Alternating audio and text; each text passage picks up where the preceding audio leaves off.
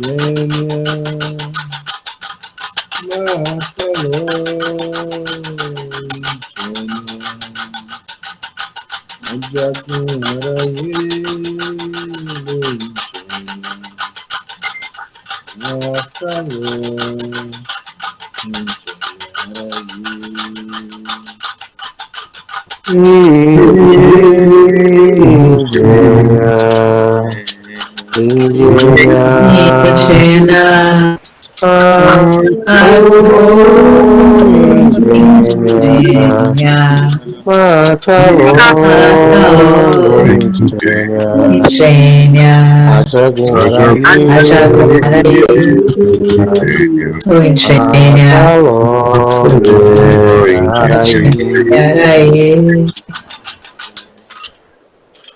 Que nosso Pai Jagum nos abençoe no dia de hoje, fortaleça a todos nós, a todas nós, nos cubra com as suas palhas sagradas, que o calor das suas palhas possa aquecer os corações de todos aqueles, de todas aquelas, conhecidas ou não, que se encontram enfermos nesse momento. que um halo de esperança, de fé, de força possa brotar dentro dessas pessoas nesse instante. A todos aqueles familiares, amigos, conhecidos, que também sofrem por desesperança, por preocupação, por ansiedade, possam ter os seus corpos amenizados, a sua mente acalmada, os seus braços acolhidos. Que as autoridades, os responsáveis por promover a saúde, sejam também intuídos, sejam também conscientes e responsáveis pelos seus trabalhos, pelo desenvolvimento das suas atitudes e ações. Que os nossos lares, que os hospitais, que os abrigos, que aquelas pessoas que se encontram em situação de rua possam ser, nesse instante, tocados pela força, pela energia de Obaloaiê. Axé. Axé, benção, Pai. Benção, Pai Márcio. Benção, irmão. Axé. Benção, Pai. Axé. Axé. Axé, axé. Boa noite, Mutumbá. Uma alegria poder recebê-las nesse momento. Durante todas as segundas-feiras do mês de agosto, nós temos nos encontrado aqui, nos fortalecido, nos amparado, nos escorado, nessas celebrações contínuas a Obaloaiê, ao Molu, os deuses da saúde e da doença. Estamos fazendo virtualmente por conta da pandemia. E, de uma certa forma, esse encontro por vídeo está viabilizando também a presença de irmãos, de pessoas queridas, de filhos, que estão geograficamente distantes.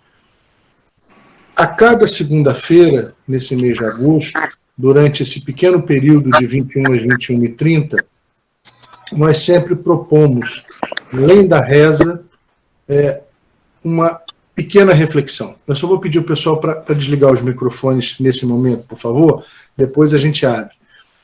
Obrigado. Porque às vezes dá uma pequena interferência.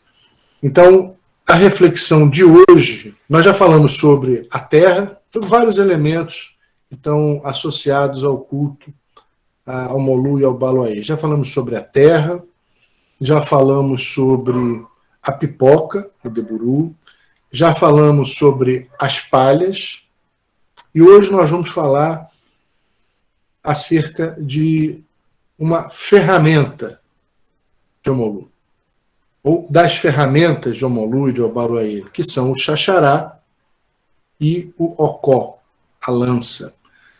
O xaxará, para quem não conhece, é um bastão, uma espécie de bastão, que é portado por Omolu e por Obaloaiê a representar o seu elemento de cura.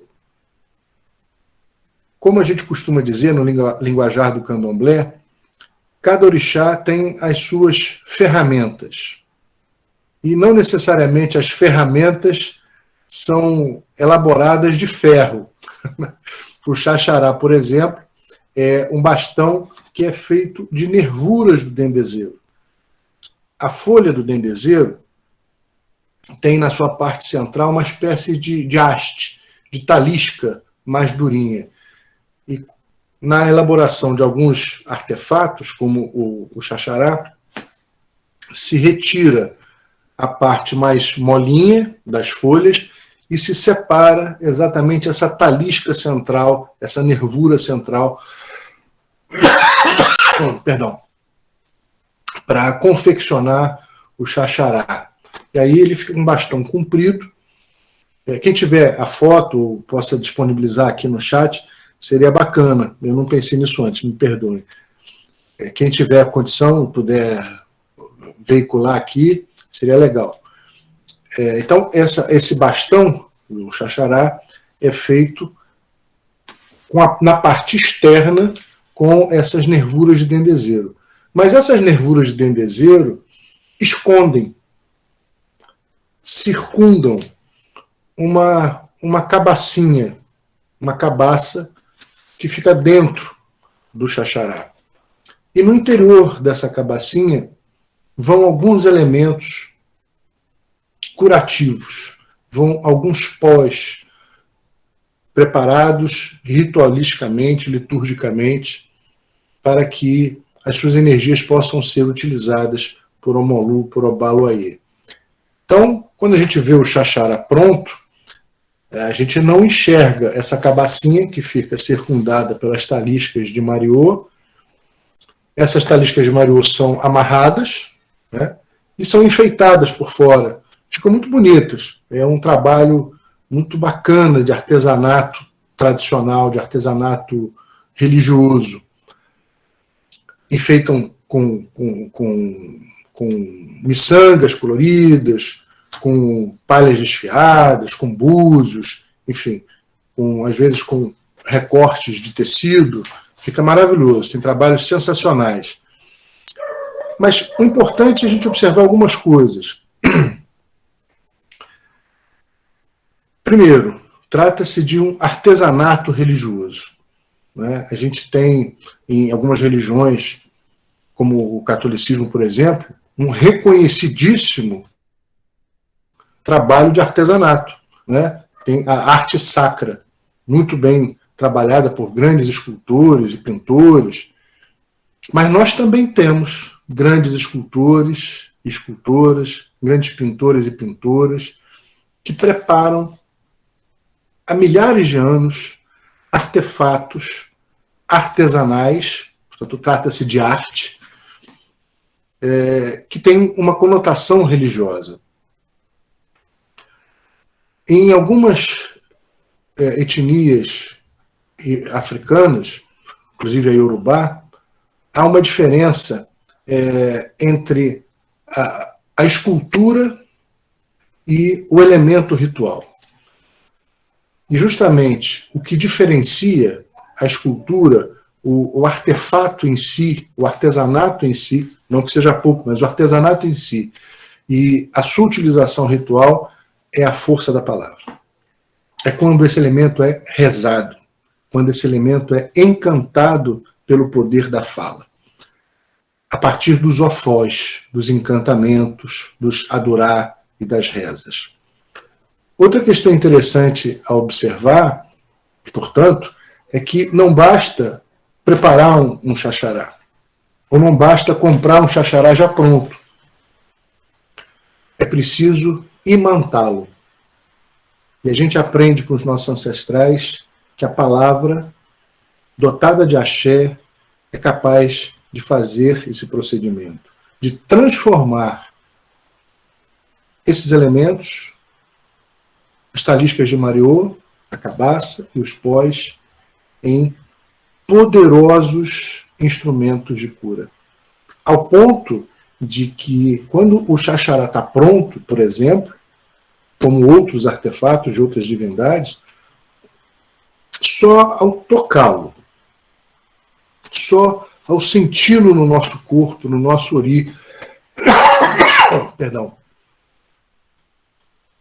a força, a energia dessas divindades é capaz de eclodir de nós, é capaz de excorporar da gente.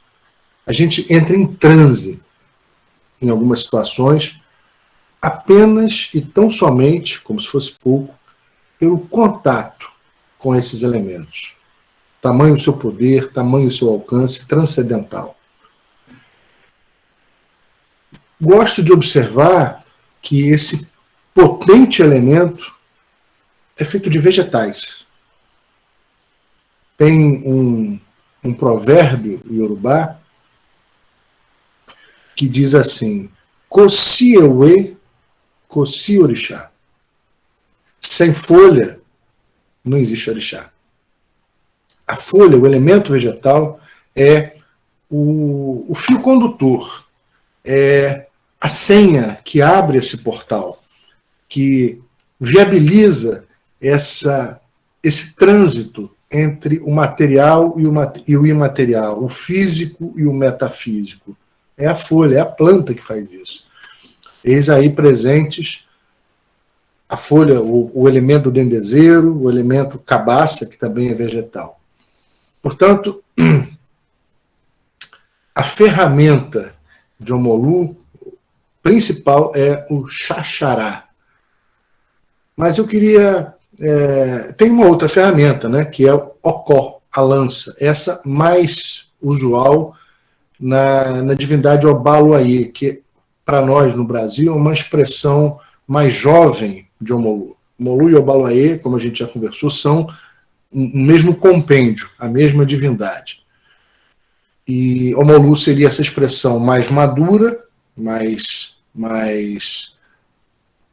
provecta, e Obaloaê, essa expressão mais jovem, mais jovial, né?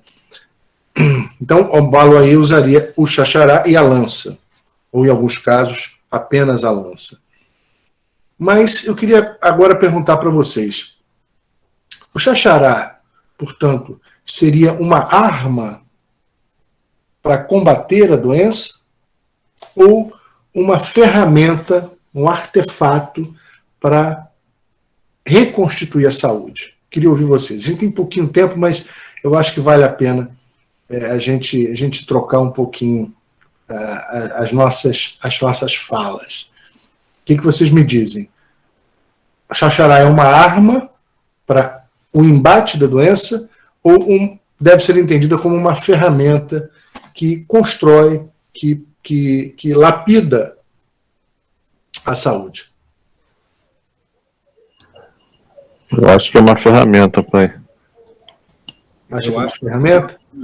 É. O Omolu vai pegar o xaxará e dar na cabeça da doença. Vai espantar a doença. Espanta a doença. Um recurso de cura, né?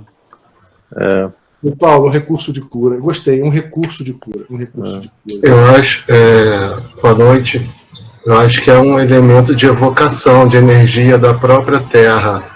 Eu acho que para fazer uma intermediação entre a energia do próprio orixá com a energia dos homens. Também, né? Porque, inclusive, o Loaí tem uma dança específica com o xaxará, né? Onde ele exalta o poder que aquele elemento tem, que pode transmitir aos humanos, não? Exatamente, Paulo. Lembrou muito bem. Tem um orim, um cântico iorubá. Foi um chute, tá? Porque... Me perdoa interromper o senhor agora, mas eu preciso tomar a benção ao meu irmão Agiorô. Nossa, que saudade! Que saudade, meu irmão! Que emoção encontrar o senhor aqui. Tomegê, querido, a Omolu lhe abençoe sua benção, você tá bom? Muito melhor agora! Tá bom. Agiorô, nossa, que saudade imensa! Pega meu telefone com o Pedro e a gente conversa depois sozinho. Não vamos interromper aqui a palestra do Pai Márcio. Tá, desculpa, pai. Desculpa, mas eu precisava bater a cabeça para ele. Você vê que macumbeiro está sempre em casa, né? Eu não conheci o Paulo, estou conhecendo agora. Eu sou o Assobá de Yaomindareuá. Axé, saudosa Mindareuá, querida. Minha querida mãezinha. Seja bem-vindo, Paulo. Seja bem-vindo, Motombá. Axé, papai. Axé, papai. Você veja que macumbeiro é igual a novela das 8. Todo mundo se conhece, né? É verdade. É legal. Então, mas continua, desculpe, eu interrompi. Nada. Então, como eu ia dizendo, achei interessante a colocação do Paulo, assim, e do Marcos também, falando nessa questão do artefato, da possibilidade de construir, de reconstituir. Dentro da cultura iorubá, a gente sabe que os espíritos da doença, né, os espíritos que trazem dor à humanidade, como a doença, Arum, como Iku, a morte, como Essé, os problemas, são denominados de Adjogum. A morte e a doença, por exemplo, formam um casal. Iku e Arum são casados. Para os iorubás, Iku é um personagem masculino e Arum, a doença, é um personagem feminino, tem uma personificação feminina. Eles formam um par, um casal. Para a cultura iorubá, portanto, esses adjogun, esses espíritos que causam dor e eventual sofrimento à humanidade, sempre existirão. A doença e a morte nunca serão extintas. Habitarão a Terra como nós, humanos, habitamos também. O convívio entre a humanidade e os adjogun, no caso específico da doença, Arum, é mediado diplomaticamente por Omolu e Obaloaê. Portanto, compete a essas divindades estabelecer uma negociação entre a doença, a saúde e a medida do nosso destino. O Xaxará, portanto, é, digamos, um elemento fundamental nessa mediação. O Omolu dança o Opanidjé, mostrando a face e as costas da mão, distribuindo a saúde e a doença. Não para machucar alguém, para ferir alguém, não para torturar a humanidade, não para que a humanidade tenha medo dele. Mas esse é um exemplo, é uma expressão corporal na dança de Omolu que demonstra como ele faz essa mediação, né? Essa mediação da saúde e da doença. O Okó... No mundo existe a vida e a vida e a morte. A vida e a morte sempre existirão. Sempre existirão. Então, é um grande elemento dessa cultura nos ensinar a entendê-las, a morte, a doença, por exemplo, não como inimigas, mas como reguladoras da própria humanidade. O ciclo, né? O ciclo da vida está garantido pela morte. Existe um Itã que diz que, em determinada ocasião, Olorum, percebendo, logo após a constituição do Aê, do mundo, que os seres não morriam, ele entendeu que não ia ter terra para todo mundo, não ia ter casa para todo mundo, não ia ter comida para todo mundo, nem alimento. E ele, então, convoca todos os orixás e pede a eles que o ajudem, encerrando o ciclo da vida. Mas nenhum deles quis. Eles temeram que a humanidade não quisesse mais homenageá-los, não quisesse mais celebrá-los, que a humanidade passasse a temê-los. E somente Iku, a morte, se prontificou a fazer esse serviço a pedido do Criador, de Olorum. Então a gente passa a entender que a morte não atua contra a vontade de Deus, mas é um elemento complementar à criação, é um elemento garantidor da existência, da sobrevivência da humanidade. Mas, além do Xaxará, existe um outro elemento litúrgico das divindades da saúde, que é Okó, a lança. O Obaloaê, muitas vezes, se apresenta segurando a lança e o Xaxará, ou apenas a lança, conforme a tradição de cada casa.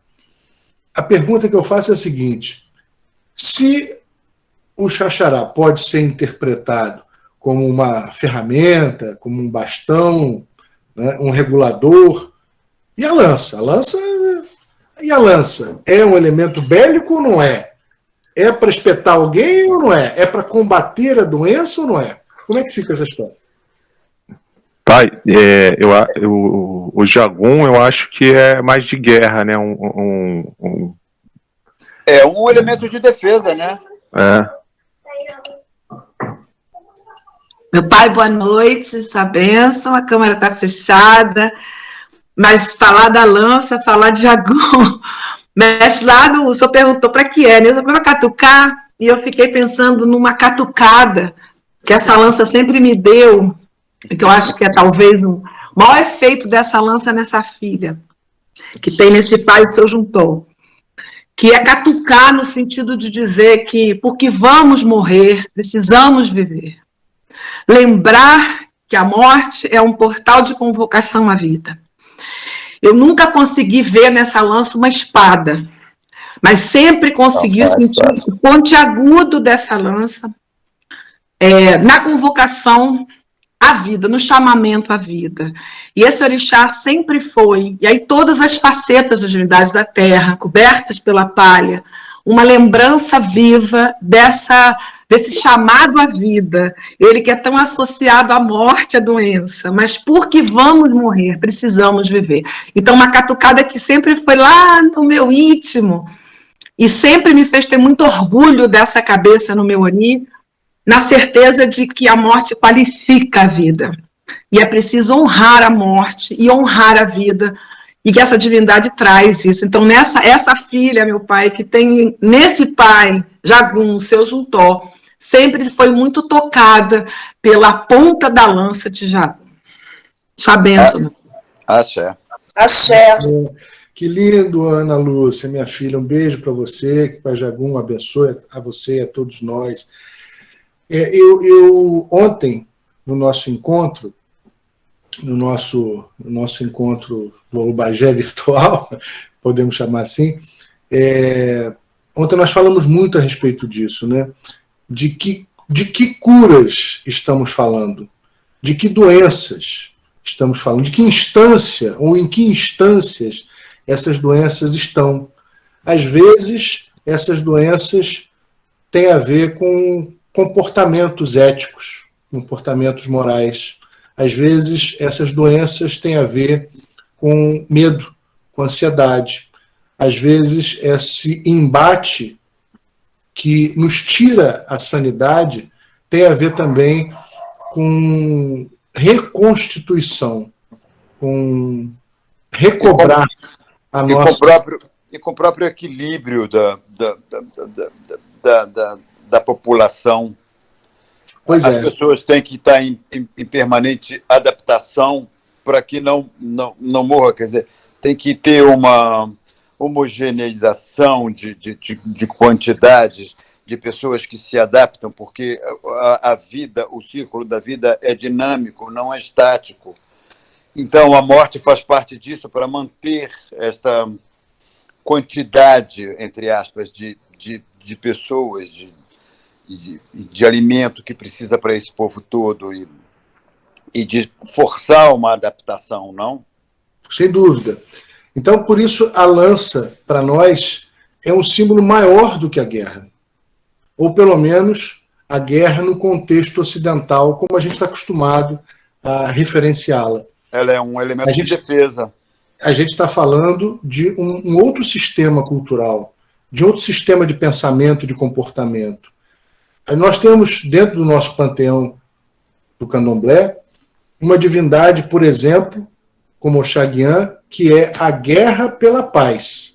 Não a guerra pela paz, como uns e outros falam por aí, que invade o país do outro para dizer que está fazendo a paz.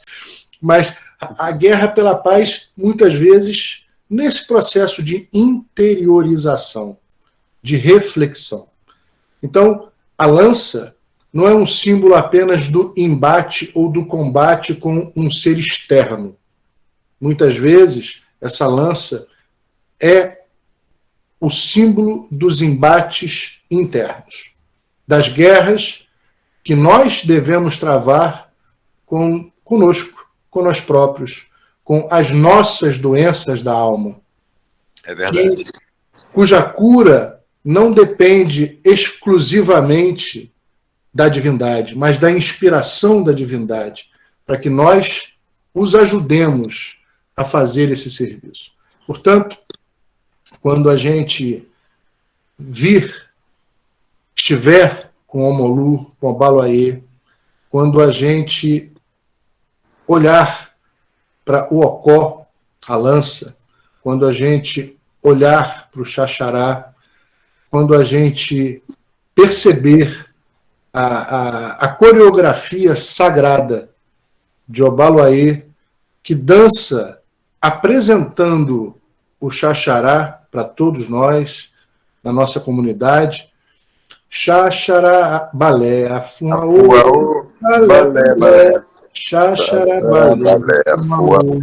balé, balé. Aproveitando um gancho, Pai Márcio, dentro dessa cabaça, eu aprendi com minha mãe que também leva, além dos pós, um urubu, confere? Isso vai variar de tradição para tradição, né, Paulo? De casa para casa. Casa para casa. O urubu é um símbolo importante nas nossas tradições de vida, de vitalidade, de longevidade. Então, faz todo sentido. Né? Exatamente, faz todo sentido que ele esteja presente dentro do Xaxará em algumas tradições. O importante, além disso, além dos elementos, é a nossa conexão. Repito sempre, precisamos nos permitir. Celebrar é importante, mas interiorizar é fundamental. São 21 horas e 30 minutos, estamos dentro do nosso horário, direitinho. Esse nosso encontro é curtinho, de 30 minutos, sempre com gostinho de quero mais. Pois é, pai Márcio, como é que eu acho o senhor fora daqui? Eu vou entrar em contato com você. O Tom G pode passar para você o nosso telefone, o nosso contato, vai ser um prazer. Tá bom, se o Tom G sabe, eu falo com o filho dele, vou entrar em contato com ele. Eu não vejo o Tom G há algum tempo, mas eu vou catar ele, vou procurá-lo e vou te achar. Vai ser um prazer. Também. Um beijo, Motumbá, um abraço a todos, abraço a todos. Muito axé. A benção. A benção,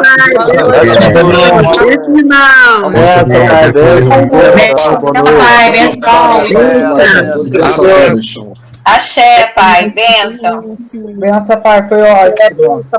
Beijo, muito bom, muito produtivo.